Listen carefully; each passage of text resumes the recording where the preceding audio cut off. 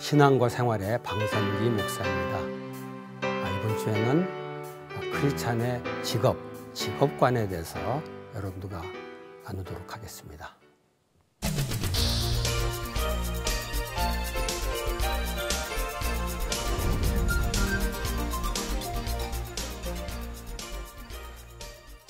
직장인들에게 왜 일하느냐고 물어보면은 대부분이 이렇게 대답합니다.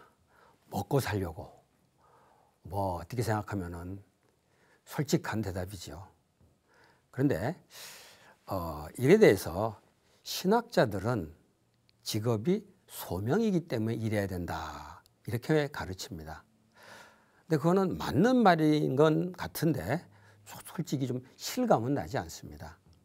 그러니까 먹고 살기 위해서라는 대답은 솔직한 대답이긴 하지만은 믿는 사람으로서는, 하나님 믿는 사람으로서는 조금 아쉬운 대답이고, 또 두 번째 대답은 정답인 것 같긴 한데 솔직히 좀 실감은 나지 않습니다. 그래서 우리 하나님 믿는 사람들이 일을 하는데 믿지 않는 사람하고 일하는 목적이나 혹은 방법에 대해서 그렇게 별 차이가 나지 않는 것 같습니다. 그런데 사실 우리 그리스도인들이 많은 시간을 일하는 곳에서 보냅니다. 그래서 그 일하는 곳에서 하는 일, 직업을 어떻게 대하고 또 그 직업 일터 속에서 어떻게 일하느냐, 그것이 우리들 믿음에 있어서 굉장히 중요한 실천의 영역이 아닌가 생각합니다. 그래서 오늘은 직업에 대해서 성경이 가르치는 내용들을 여러분들하고 함께 나누도록 하겠습니다.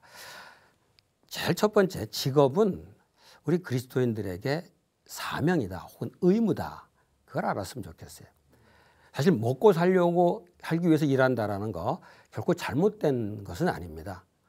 현실적으로 경제적인 책임이 있는 사람은 당연히 일해야 됩니다.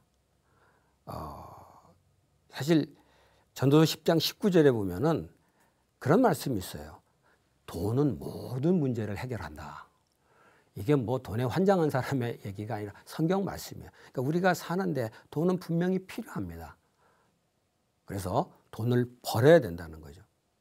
사실 그거를 그렇게 생각하지 못하고 나름대로 신앙생활 한다는 사람들 가운데 그런 생각을 하지 못하는 사람들이 있어요. 사도 바울이 그 당시 데살로니가 교회에 그런 사람들이 좀 있었습니다.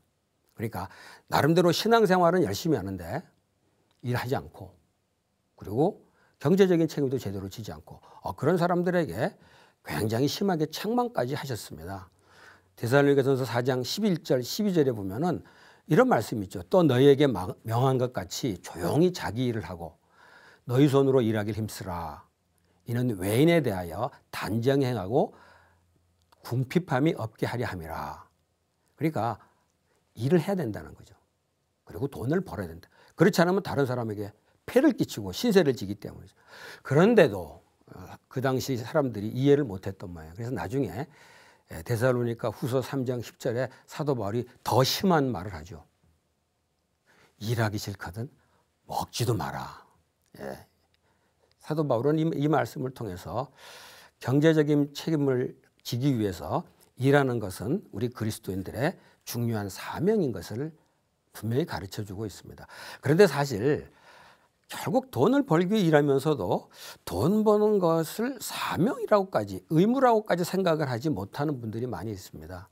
한 번은 중국에서 사업을 하는 분을 만나게 됐는데 그분이 공장을 하나 새로 시작하면서 저한테 공장 새로 시작하게 되었다고 얘기를 해요. 그러냐고 그랬더니 금방 그분이 저한테 그렇게 얘기해요. 이거 저 돈 때문에 시작한 것이 아닙니다.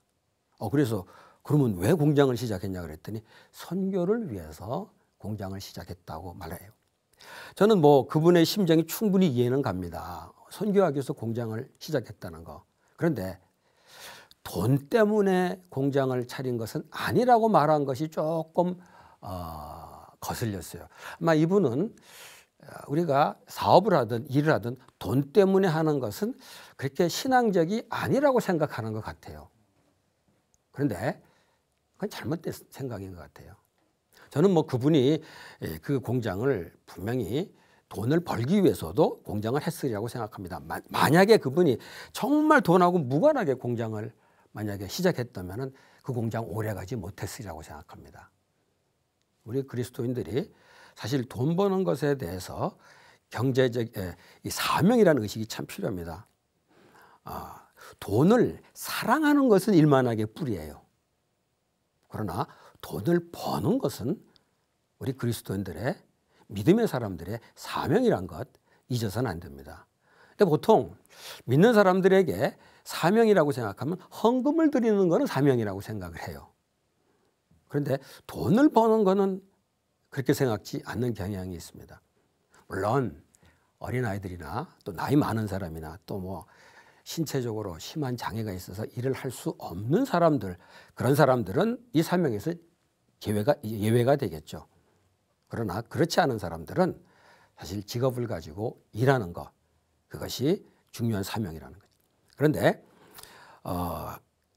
우리가 그 번 돈을 가지고 사실은 헌금을 드릴 때 이게 굉장히 거룩한 일로 생각하는데, 정말 그 헌금을 드릴 때 그것이 거룩한 일이 되기 위해서는 버는 돈이 또 거룩해야 된다고 생각합니다.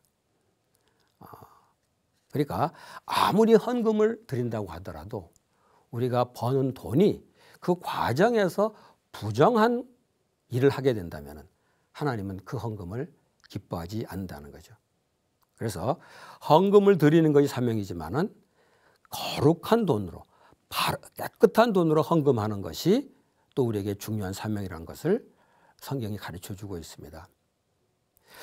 한 번은 제가 재미난 얘기를 들었어요. 어느 변호사분이 얘기를 하는데, 그분이 검사 생활을 하면서 여러 이제 수사들을 많이 했는데 그 과정에서 굉장히 충격적인 사건을 하나 경험했다고 얘기해 줬습니다. 제가 그 얘기를 들으면서 정말 저도 충격이 되더라고요. 네, 무슨 사건이냐면은 어떤 은행원이 돈을 횡령한 사건이었어요. 아마 그때 기억으로 한 20억, 30억 정도 되는 큰 돈이었습니다. 그래서 그 돈을 이제 그 사건을 이 검사 되시는 분이 수사를 하게 되었다고 그래요.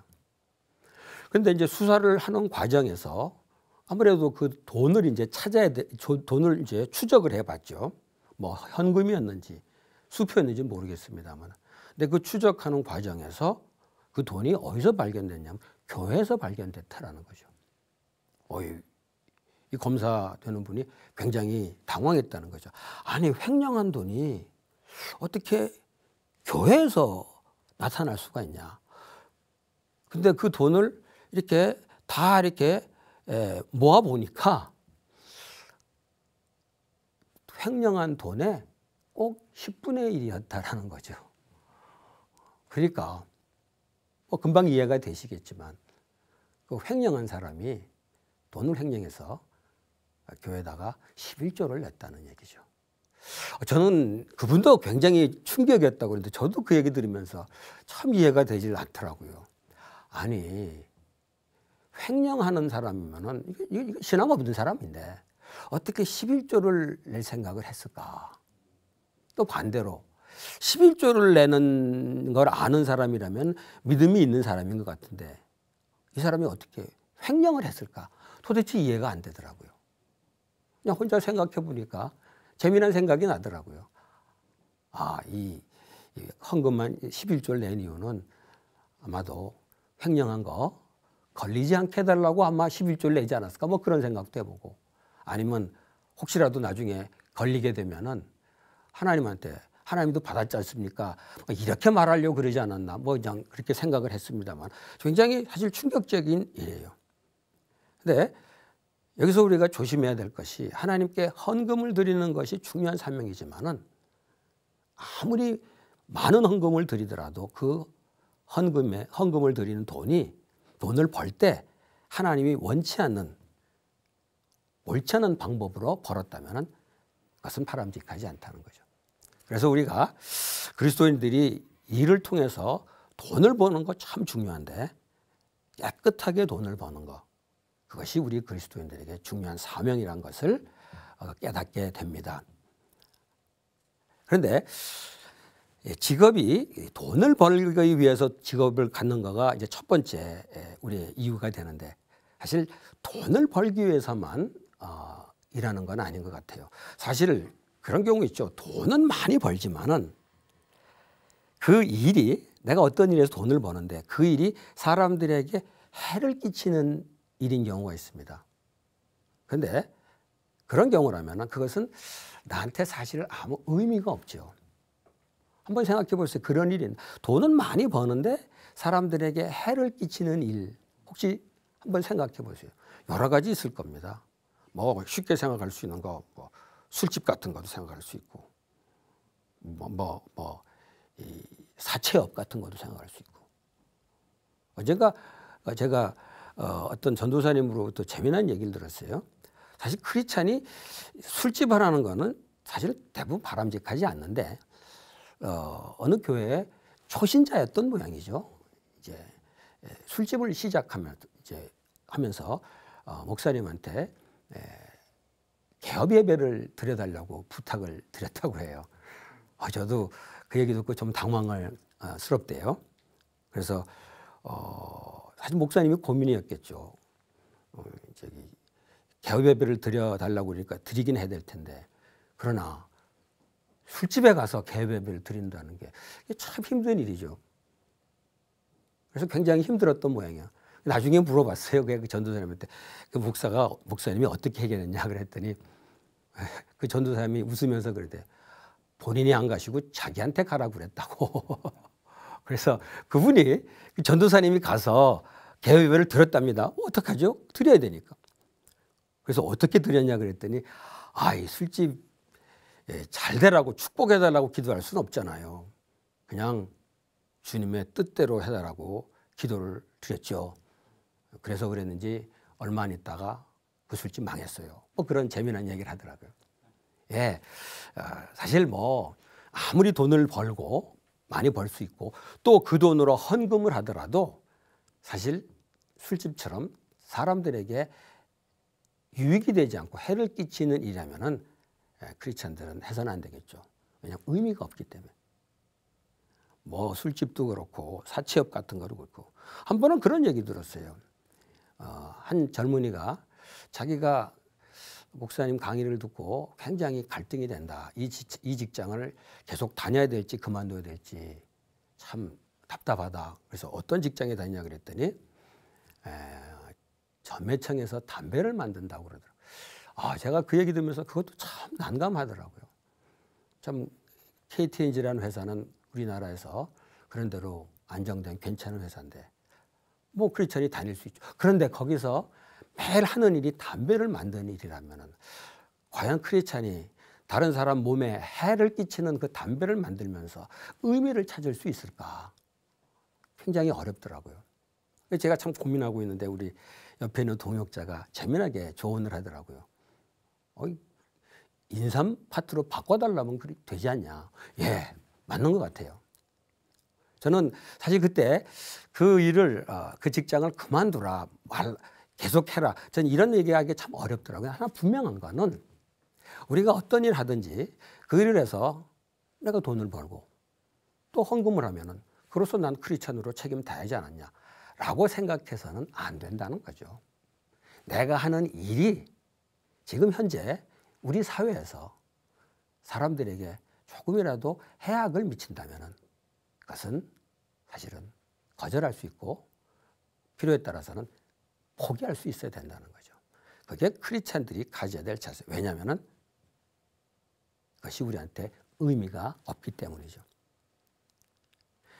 그리고 또 우리가 일하면서 그 의미를 갖기 위해서는 사람들에게 유익을 끼치는 것도 중요하지만 나 자신이 그 일을 통해서 참 보람을 느껴야 그리고 그 일을 하면서 참 이렇게 기쁘게 할 수 있어야 그게 나한테 의미가 있지 않겠나 생각합니다. 전도서 3장 22절에 참 독특한 말씀이 하나 있어요. 자기 일에 즐거워하는 것보다 나은 것이 없다. 하나님 말씀입니다. 내가 하는 일을 즐거워하는 것보다 나은 것이 없는데 그게 하나님이 주신 분복이다.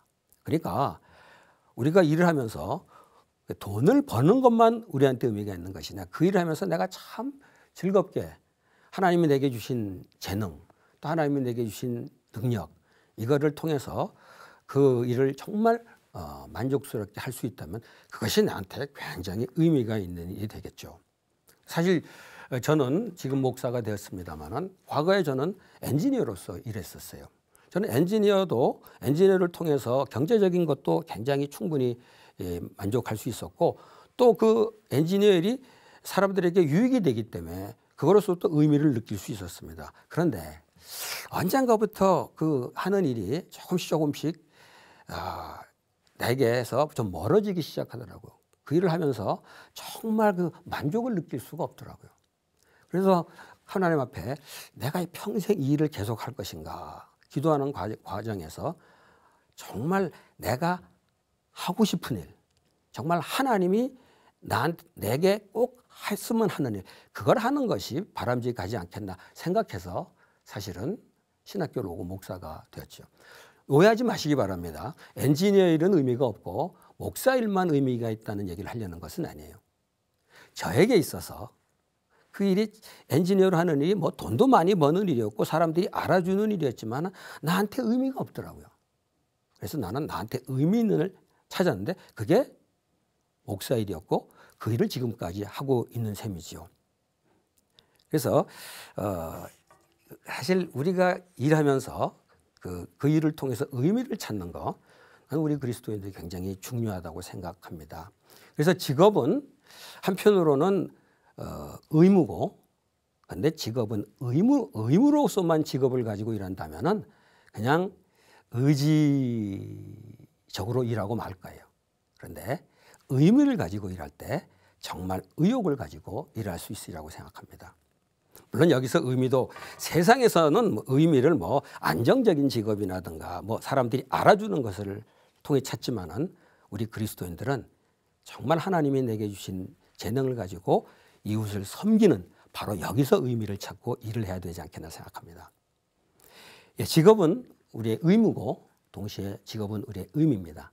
그런데 우리 믿는 사람에게 또 하나 중요한 직업의 의미가 있는데 그것은 직업이 우리의 소명이라는 겁니다.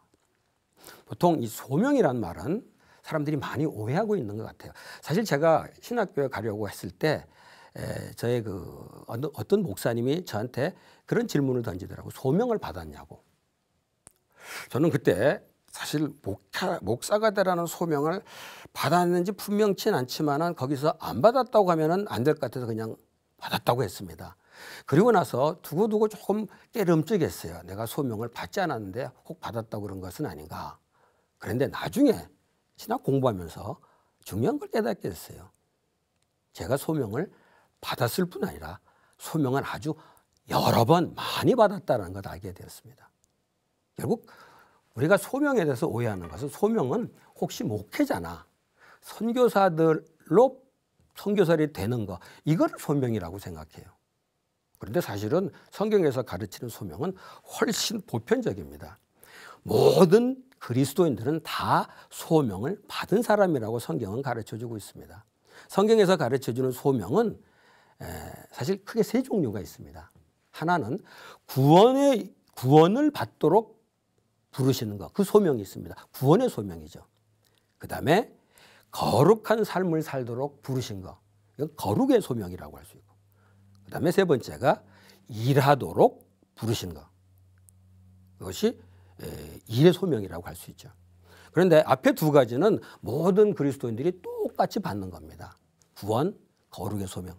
그런데 세 번째 일의 소명은 모든 성도들이 그 하는 일에 따라 다를 수 있다는 거죠. 그러니까 모든 성도들이 일하라는 소명을 받았는데 어떤 사람은 목회자의 소명을 받고 어떤 사람은 선교사의 소명을 받고 어떤 사람은 직장의 소명을 받고 엔지니어 소명을 받고 바로 이렇게 소명의 종류가 다르다는 거죠. 그러니까 목회자로 소명받은 사람은 소명을 받았고 목회자가 아닌 사람은 소명을 안 받은 것이 아니라 각각 다른 소명을 받은 셈입니다. 그러니까 저 같은 경우 목회자로 소명을 받을 때 그 이전에 사실 엔지니어로 소명을 받았었습니다. 그런데 하나님께서 새롭게 목회자로 소명을 부르신 거죠.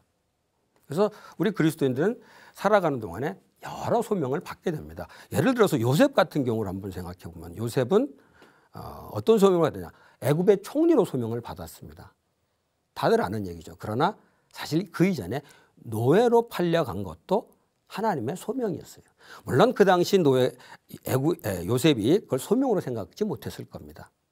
그런데 하나님은 요셉을 총리로 만들기 위해서 노예로 부르셨고 나중에 감옥에 들어간 것도 마찬가지죠. 감옥에 들어가면서 감옥의 소명으로 받았다 생각 못했을 거예요. 나중에 돌이켜보면 감옥으로 부르셨기 때문에 그곳에서 결국은 총리가 될 수 있었던 것이죠. 그래서 애굽의 총리로 부르시기 위해 필요한 소명을 요셉에게 주었는데 요셉이 그 작은 소명들에 충성되게 감당했기 때문에 큰 일을 맡기셨다는 것이죠. 그래서 우리 그리스도인들은 자기가 하고 있는 일, 이것은 하나님께서 나를 불러서 시키신 일이라는 이런 소명의식이 필요합니다. 왜냐하면 하나님이 사람을 창조하시고 제일 먼저 주신 명령이 바로 그 명령이기 때문이죠. 창세기 1장 28절에 보면은 땅을 정복하고 만물을 다스리라고 했습니다. 이것이 하나님이 사람에게 최초로 주신 사명인데 이게 바로 직업의 소명인 것이죠. 하나님이 사람을 창조할 때는 홀로 창조했지만은 이 세상을 다스릴 때는 창조한 사람을 통해서 다스리길 원했습니다. 그러니까 우리가 지금 이 세상에서 하는 모든 일은 그것이 사람들에게 해를 끼치거나 사회적으로 용납할 수 없는 일을 빼놓고는 다 하나님이 일이 될 수 있는 거죠. 그래서 사도 바울은 골로새 3장 23절에 그 당시 노예들에게 이렇게 권면했습니다. 마음을 다하고 모든 일을 죽게 하듯 하고 사람에게 하듯 하지 마라. 그러니까 노예들이 하는 일이 사실 우리 눈으로 보기에 그렇게 대단한 일이 아니에요. 종교적인 일도 아니고 또 그렇게 대단한 일도 아닙니다. 그런데 사도 바울이 그들에게 그것을 죽게 하듯 하라고 했던 것은 바로 그 일이 하나님이 일이기 때문이라는 거죠. 그래서 우리가 교회에서 하는 일은 사실 죽게 하듯 하기 쉽습니다. 그런데 교회 밖에서 하는 일은 이건 주님하고 관계가 없다고 생각하기 쉽습니다. 그런데 성경은 분명히 가르쳐 줍니다. 그 일도 죽게 하듯 하라고. 저 자신도 과거에 어려운 시절에 이제 청소로 아르바이트를 한 적이 있었어요. 그런데 하나님께서 그 일을 굉장히 힘들어하는 저에게 하나님께서 굉장히 중요한 교훈을 주셨어요. 제가 그 일을 하기 힘들어하고 내가 하나님 말씀 공부해야지 이런 데 시간을 버려서 되겠냐 뭐 이러고 있을 때 하나님께서 저한테 중요한 말씀을 주셨죠. 네가 청소를 죽게 하듯 하지 못하면 네가 하나님을 제대로 할 수 없다. 저는 그때 정말 중요한 걸 깨달았습니다. 예, 내가 하나님 말씀 공부하는 것도 주의 일이고 하나님 말씀 가르치는 거 당연히 주의 일이에요. 그런데 내게 청소가 맡겨졌다면 그 청소를 하는 것도 결국 주의 일이 될 수 있다는 거죠. 그래서 저는 우리가 맡겨진 일을 주의 일을 죽게 한다는 것이 오늘 우리가 가져야 될 중요한 자세. 그게 바로 직업이 소명이라는 것을 우리에게 가르쳐 줍니다. 그러니까 당연히 믿는 사람들을 일하는 자세나 방법에 있어서도 믿음이 드러나야 된다고 볼 수 있죠. 세상 사람들이 세상 일을 하면서 세상적인 방법을 씁니다. 근데 우리 그리스도인들도 당연히 이 세상 일이라고 생각하면 세상적인 방법을 그냥 쓰게 되기 쉬워요. 그래서 교회에서는 뭐 주님의 믿음으로 일한다고 하지만은 세상에서는 그냥 세상적인 방법으로 일하게 되기 쉬운데 세상에서 내게 맡겨진 일도 이것도 주님의 일이라는 확신을 갖게 되면 그 일도 하나님의 방법대로 해야 되겠다는 거죠. 그래서 그걸 통해서 믿음을 보여준다는 겁니다. 마지막으로 오늘 저는 아브라함을 한번 소개하고 싶습니다. 아브라함은 믿음의 조상으로 알려져 있는 사람입니다. 자, 그가 이삭을 하나님께 바치려고 했던 것, 그게 바로 믿음의 표현이죠. 자, 그러나 그 당시 사람들은 아브라함이 아들을 바칠 정도로 믿음의 사람인 거 몰랐어요. 왜냐하면 이삭을 바치려고 했던 걸 아는 사람이 별로 없으니까. 근데 그 당시 사람들에게 아브라함의 믿음은 이삭을 바치는 것으로 표현이 됐다기보다는 아브라함이 일하는 모습을 보고 사람들이 그의 믿음을 알아보았습니다. 창세기 21장 2절에 아주 중요한 말씀이 하나 있습니다. 그 당시 아브라함과 교제하던 아비멜렉과 군대장관 비골이라는 사람이 아브라함을 보고 이런 말을 합니다. 내가 무슨 일을 하든지 하나님이 너와 함께 계시도다. 저는 이 말씀이 너무 은혜가 되더라고요. 그가 제사 드리는 모습을 보고 이렇게 표현한 것이 아니에요. 그가 이삭을 바치는 모습을 보고 이렇게 표현한 것이 아니라 그가 하는 일을 보고 그가 하는 일을 하는데 하나님이 함께 하시는 것을 보고 느낄 수가 있었기 때문에 이렇게 말해준 것이죠. 저는 우리도 일터에서 우리 그리스도인들이 일하는 모습을 보고 주변에 있는 사람들이 이렇게 말씀할 수 있었으면 좋겠습니다. 네가 무슨 일을 하든지 하나님이 너와 함께 계시도다.